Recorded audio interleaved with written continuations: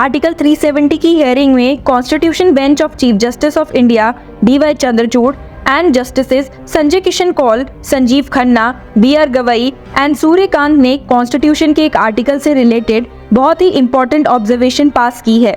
Supreme court bench की ये observation union government की तरफ से प्रेजेंट हो रहे सॉलिसिटर जनरल तुषार मेहता के आर्ग्यूमेंट्स पर आई है। साथ ही डे 11 पर एक और चीज सुप्रीम कोर्ट की नजरों के सामने आई, जिस पर बेंच ने इसे एक प्रॉब्लम बताया। तो आइए डिटेल में इन दो टॉपिक्स पे डिस्कस करते हैं। हियरिंग के दौरान कॉन्स्टिट्यूशन बेंच ने ऑब्जर्व किया कि 2019 में आर्टिकल 370 के साथ साथ आर्टिकल 35A को भी एब्रोगेट कर दिया गया, स्टेटिंग Article 35A gave special rights and privileges to permanent residents and virtually took away the rights for non-residents. These rights included the right to equal opportunity of state employment, right to acquire property and right to settle in Jammu and Kashmir. आपकी जानकारी के लिए बता दो कि permanent residents में वो लोग इंक्लूड होते हैं जो हेरिडेटरी स्टेट सब्जेक्ट्स थे इन 1927, जब जम्मू एंड कश्मीर एक प्रिंसली स्टेट था prior to its accession to the Indian dominion in 1947। Article 35A को कॉन्स्टिट्यूशन में इंट्रोड्यूस किया गया through constitution application to Jammu and Kashmir order 1954 issued by the president under article 370, जिसने permanent residents के exclusive rights to purchase land, seek state government employment and other benefits in education and health care को demarcate कर दिया। जिन्हें ये privileges नहीं मिले उन्हें नॉन परमानेंट रेजिडेंट्स में काउंट किया गया। चीफ जस्टिस ऑफ इंडिया ने नोट किया कि आर्टिकल 35A ने इन स्पेशल प्रिविलेजेस को इम्यूनिटी भी ग्रांट की थी from the judicial review. Solicitor general ने यूनियन की तरफ से प्रेजेंट होते हुए इस पे एग्री किया और पॉइंट आउट किया कि आर्टिकल 35A के कंटेक्स्ट में 1927 को एक रेफरेंस पॉइंट चूज किया to determine who qualifies as permanent residents. This resulted in a situation where rights are denied to people who have been living in the region for decades. साथ ही उन्होंने ये भी बताया कि अगर वुमेन नॉन रेजिडेंट से शादी करती हैं तो वो अपने राइट्स खो देती है। He submitted this artificially created class of permanent residents alienated people who did not fall within the category. Article 35A further mandated that any law which provides for these special privileges to this class would not violate fundamental rights like Articles 14 right to equality, 19(1)(f) and 31 then right to property, 19(1)(e) right to settle anywhere in the country, and even Article 21 right to life and personal liberty, and 22 protection against preventive detention. That demarcating line between permanent residents and non-residents did this for decades together.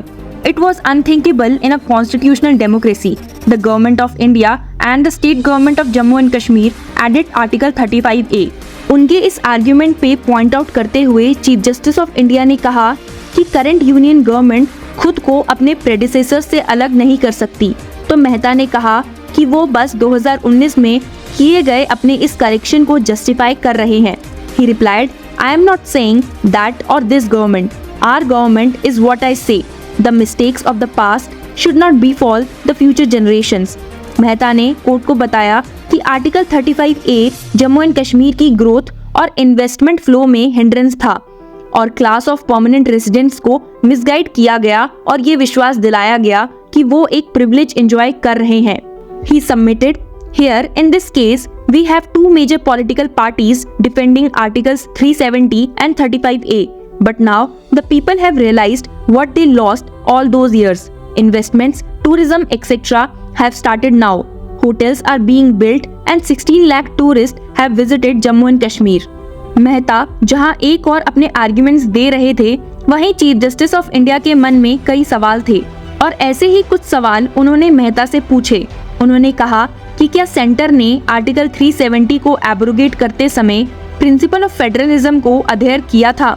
Chief justice said the abrogation was facilitated by first dissolving the Jammu and Kashmir state legislature and then proclaiming president's rule under Article 356 on the ground of breakdown of constitutional machinery in the state. CGI ने point out किया कि article 3 के proviso में ये mandatory है कि president state legislature को consult करे before altering the status of a state. The proclamation of President's rule in December 2018 had done away with the applicability of the proviso to Article 3, जिस पे मेहता ने insist किया, but the Parliament assumed the role of Jammu and Kashmir State Legislature. This is usually done. Chief Justice of India ने उनके इस statement पर पूछा, So are you saying that the Parliament would then give its view to itself about the alteration of Jammu and Kashmir from a state to union territories and also enact the law for reorganization of the state? Would that really be consistent with the federal structure? लेकिन solicitor general ने assure किया कि Jammu and Kashmir अब भी एक state है for all purposes. He said, It is a state with a legislature, everything. Only the police powers are with the president. It was a very detailed reorganization. Day 12 की hearing में आगे और हमें क्या सुनने को मिलता है देखते हैं. डे 11 की हियरिंग में एक और चीज सुप्रीम कोर्ट की नजरों में आई. हियरिंग के दौरान सीनियर एडवोकेट कपिल सिब्बल ये न्यूज बेंच के सामने लेकर आए. Sibal told the court that Dr. Bhatt was suspended after he argued against the abrogation of Article 370 in the Apex Court, जिसपे मेहता ने कहा कि उन्हें भी इसके बारे में न्यूज़पेपर से पता चला है. मेहता ने कहा कि इसके अलावा और भी इश्यूज थे. तो सिब्बल ने रिप्लाई किया, Then he should have been suspended earlier. Why now? This is not fair. जिसके बाद चीफ जस्टिस ऑफ इंडिया ने सॉलिसिटर जनरल से रिक्वेस्ट किया कि वो जम्मू एंड कश्मीर के लेफ्टिनेंट गवर्नर से बात करे to ascertain the reasons behind the professor's suspension. Chief Justice of India stated, If there is something else, then it is fine. But if due to appearance in the court, then please look into it.